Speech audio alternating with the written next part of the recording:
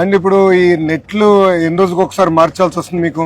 వలలు ఉన్నాయి కదా, సంవత్సరం అంటే బాగా వాడితే 3 నెలలకి అలా అయిపోతాయి సార్. మామూలుగా సంవత్సరానికి మార్చుకున్నాం. ఇటువరకు మన తెలుగుదేశం ప్రభుత్వం ఉన్నప్పుడు సార్ మనకి సబ్సిడీ వచ్చేది సార్. వలల పైన సబ్సిడీ వచ్చేది, ఇది కూడా వచ్చే బోట్ల పైన కూడా వచ్చేది, ఇంజిన్ ఇట్లా అన్నిటికీ సబ్సిడీ వచ్చేది సార్. ఇప్పుడు రీసెంట్ గా ఏమీ లేదు మాకు. వాటి వల్ల కొంచెం నష్టం స్టార్ట్ చేయాలి. అంటే మనం ఏం చేయాలంటే యాక్చువల్లీ బోట్స్, మన తమ్ముడు అన్నాడు అంటే అడిగా బోట్ ఎంత అవుతుంది, ఇది పెద్దది, అది అక్కడ చిన్న బోట్లు కూడా ఉన్నాయి, అది సుమారుగా 2 నుంచి 2.5 లక్షలు అదే అవుతుంది.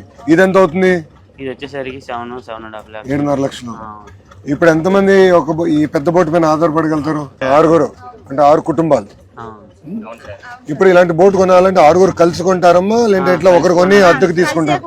ఇప్పుడు ఇంత బోటు కొనాలంటే ఓనర్స్ 5 ఉండాల్సింది సార్. 5 ఉండాల్సింది, 5 మెయింటైన్ చేయాల్సింది. ఇప్పుడు ఆ చిన్న బోట్స్ అయితే మనకు ఒక ఓనర్ మెయింటైన్ చేయగలడు, అంటే ఒక కుటుంబానికి ఒక బోట్ సరిపోయింది. అది ఇదంటే ఇంత బోట్ ని మెయింటైన్ చేయాలంటే చేయలేము.